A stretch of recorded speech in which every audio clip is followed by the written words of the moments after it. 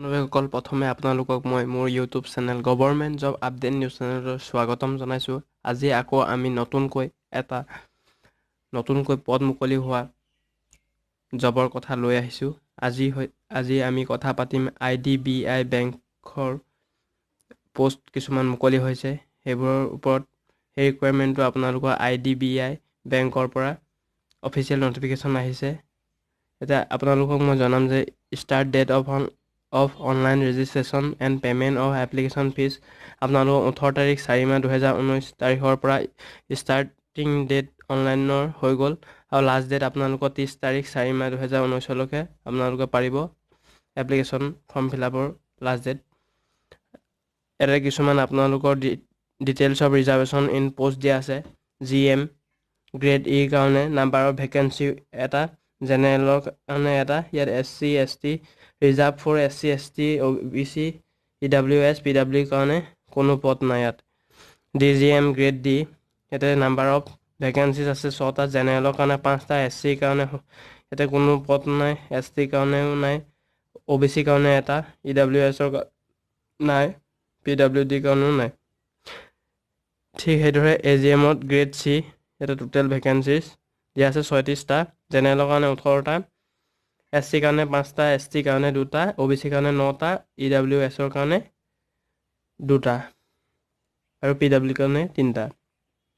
Manager ইয়াতে grade B number of vacancy 77টা, ইয়াতে জেনেৰেল 37, SC 11, ST 5টা, OBC 20টা, EWSৰ কাৰণে 4টা।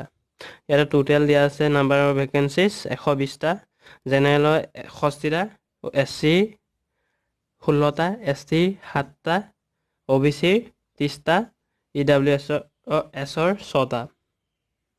আপোনালোকক দেখুৱাই দিম, ইয়াতে নোট দিয়া আছে কিছুমান, আপোনালোকক ভালদৰে আপোনালোকক ডিছক্ৰিপশ্যনত মই এই নটিফিকেশ্যনৰ লিংকটো দি দিম, আপোনালোকে তাতে গৈ ভালদৰে চাই ল'ব অথবা ভালদৰে পঢ়ি কৰি বুজিব পাৰিব। মই এটা এডুকেশ্যনেল কোৱালিফিকেশ্যন এণ্ড এক্সপিৰিয়েঞ্চৰ কথা ইয়াতে দিয়া আছে। প্ৰথমে post code digital banking, functional area, online channel, mobile banking, net banking, ইয়াতে DGM গ্ৰেড D ভেকেঞ্চিজ 1, ইয়াতে এজ 35 বছৰ, মিনিমাম 35 বছৰৰ পৰা মেক্সিমাম 45 ইয়াৰ্ছলৈকে এপ্লাই কৰিবলৈ পাৰিব।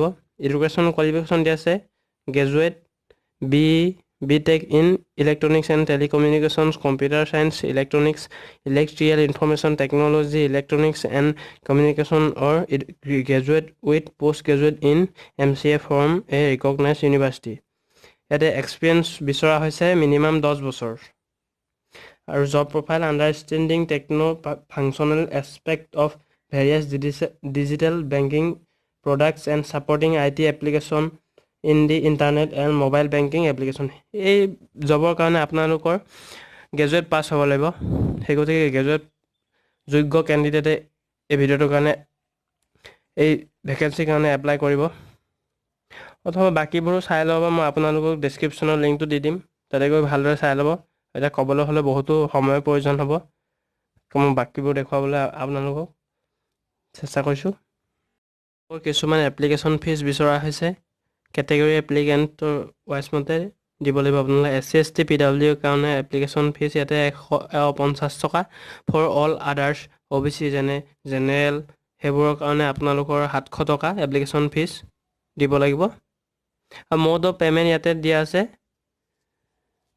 Candidates have to make the payment of requested fees intimation charges through online mode only.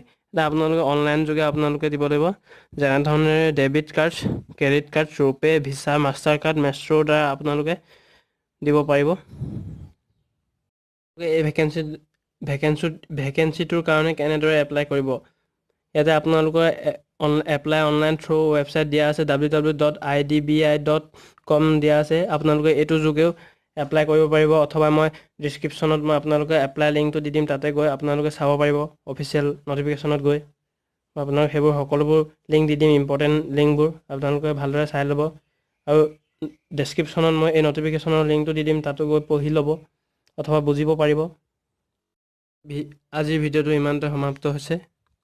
যদি আপোনালোকৰ ভিডিঅ'টো ভাল লাগিল তেন্তে লাইক কৰিব প্ৰথমে, আৰু চেনেলটো যদি প্ৰথমবাৰ ভিজিট কৰিছে তেন্তে ছাবস্ক্ৰাইব কৰি দিব, আৰু ভিডিঅ'টো যিমান পাৰে আপোনালোকে শ্বেয়াৰ কৰিব যাতে আপোনালোকৰ বন্ধু বান্ধৱীয়ে এই পষ্টৰ কাৰণে এপ্লাই কৰিব পাৰে।